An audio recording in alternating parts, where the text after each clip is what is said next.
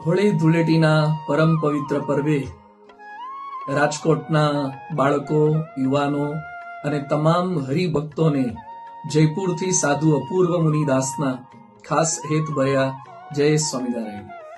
આપ સૌ કોઈ જાણો છો કે છેલ્લા લગભગ પોણા 2 વર્ષથી શતાબ્દી પહેલાથી આંખમાં બ્લેફેરોસ્પાઝમ નામની એક તકલીફ થઈ છે, જેને કારણે આંખોની પાપણો ખુલી રહી શકતી નથી, જોવામાં ખૂબ તકલીફ પડે. બોટોક્સના ઇન્જેક્શનને કારણે થોડોક સમય માટે મહિના પૂરતી રાહત મળતી હતી, ફરતી પાછા બંને આંખો ઉપર 10 ઇન્જેક્શનો લેવા પડે આવી પરિસ્થિતિ સર્જાતી હતી. એટલે અત્યારે સાંઈ બાપાની આજ્ઞાથી જયપુર ખાતે ફોર્ટીઝ હોસ્પિટલમાં આંખની ટ્રીટમેન્ટ ચાલી રહી છે. છેલ્લા ઘણા સમયથી આપને વ્યક્તિગત મળી શકાયું નથી અને ટેલિફોન પર પણ બધા જ હરિભક્તોને ટ્રીટમેન્ટ ચાલતી હોવાથી મળવાનું શક્ય બનતું નથી. આપ સૌ કોઈના મનની અંદર પણ મળવાની ઈચ્છા રહે, ચિંતા રહે, જિજ્ઞાસા રહે, આતુરતા રહે. એટલે આજે આપ સૌ કોઈને વર્ચ્યુઅલ માધ્યમથી ખાસ વ્યક્તિગત મળ્યા તુલ્ય મને પણ સંતોષ થાય એટલે વાતચીત કરી રહ્યા છીએ. ખાસ સાંઈ બાપાના આશીર્વાદ છે, તમામ સદગુરુ સંતોના, વરિષ્ઠ સંતોના પણ આશીર્વાદ છે. અવારનવાર બાપાના વરિષ્ઠ સંતોના પણ ફોન આવે છે. આપ સૌ કોઈનો પણ પ્રેમ છે, લાગણી છે, ભાવના છે. મને ખ્યાલ છે કે આપ સૌ કોઈ પણ માળા, પ્રાર્થના, પ્રદક્ષિણા, દંડવત, મહાપૂજા, અક્ષરદેરીમાં પ્રદક્ષિણા વગેરે ઘણા સમયથી કરી રહ્યા છો અને અવારનવાર બધા પૂછા પણ કરી રહ્યા છે કે તકલીફ દૂર થઈ કે નહીં, શું રિઝલ્ટ આવ્યું, શું પરિણામ આવ્યું. તો ખાસ આપને જણાવવાનું કે અત્યારે બાપાની આજ્ઞાથી ટ્રીટમેન્ટ ચાલે છે. એમના વચનમાં વિશ્વાસ રાખીને, શ્રદ્ધા રાખીને અત્યારે કોઈ એવું રિઝલ્ટ હાલ મળ્યું નથી, પણ ટ્રીટમેન્ટ ચાલુ છે. હજુ ટ્રીટમેન્ટ જયપુર ખાતે ચાલુ રહેશે અને સમગ્ર દિવસ દરમિયાન મહદઅંશે ડોક્ટરો ખૂબ પ્રયત્ન કરે છે.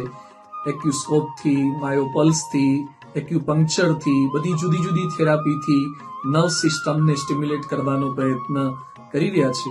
અત્યારે તો 99 થી 100% જેટલી આંખો બંધ છે, એટલે બીજાના આધારે જ બધી ક્રિયાઓ કરવી પડે.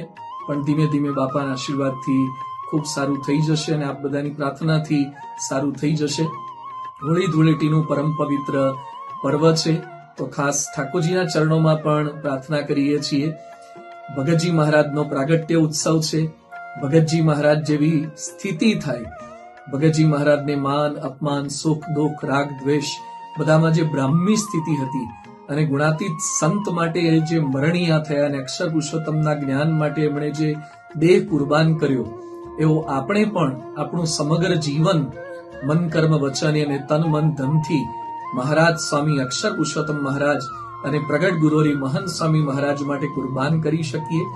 એમની કૃપાથી જ આ દેહે જીવન મુક્ત સ્થિતિ પ્રાપ્ત કરી શકીએ અને આપણા હૈયામાં રહેલી સ્વભાવોની હોળી થાય.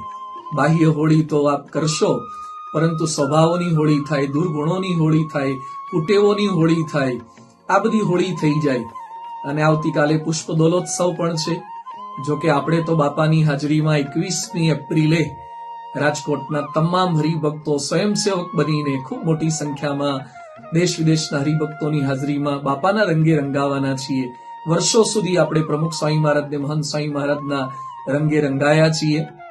એ રંગ છાંટશે, પણ સાથે સાથે ધર્મ, જ્ઞાન, વૈરાગ્ય ને ભક્તિનો રંગ છાંટે છે.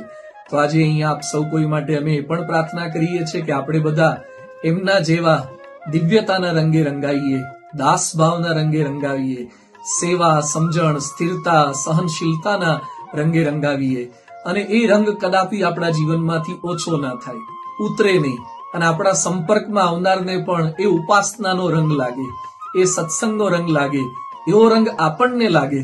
તો ખાસ હોળીની પણ પ્રાર્થના છે આપ સૌ કોઈ માટે. ધૂળેટીની પુષ્પ દોલોત્સવની પણ પ્રાર્થના છે.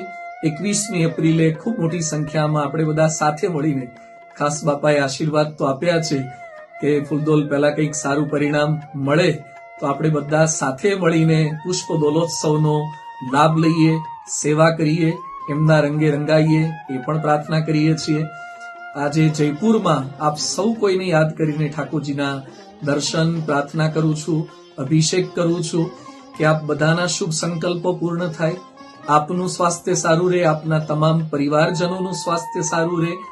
સત્સંગની અંદર પણ આપણે દિન પ્રતિદિન ઉત્સાહ સાથે વધતા જઈએ અને પ્રગટ ગુરુરી મહંત સ્વામી મહારાજની માળાના મણકા બની અપાર રાજીપો પ્રાપ્ત કરી શકીએ.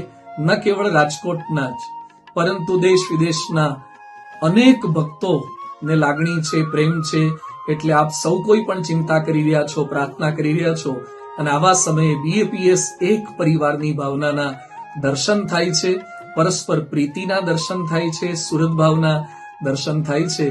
જે પૃચ્છા કરી રહ્યા છે સૌ કોઈને પણ મારા વંદન સાથે હેત ભર્યા જય સ્વામિનારાયણ ખાસ પાઠવું છું અને જયપુરના ઠાકોરજીના ચરણોમાં વંદન કરીને આપ સૌ કોઈ માટે પણ અંતઃકરણપૂર્વક પ્રાર્થના કરી છે. હજુ જયપુર ટ્રીટમેન્ટ માટે રોકાવાનું હોવાથી કદાચ પ્રત્યક્ષ વહેલા ન મળી શકાય, એટલે આજે ફરીથી ઠાકોરજીના દર્શન સાથે મહંત સ્વામી મહારાજના ચરણોમાં પ્રાર્થના સાથે અબાલ વૃદ્ધ તમામ હરિભક્તોને હોળી ધૂળેટીના પરમ પવિત્ર પર્વના અને પુષ્પ દોલોત્સવની સેવાના સમાગમના સત્પુરુષના લાભના ઉત્સવના પ્રતીક્ષા સાથે હેત ભર્યા જય સ્વામિનારાયણ.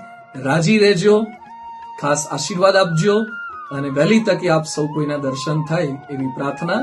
જય સ્વામિનારાયણ.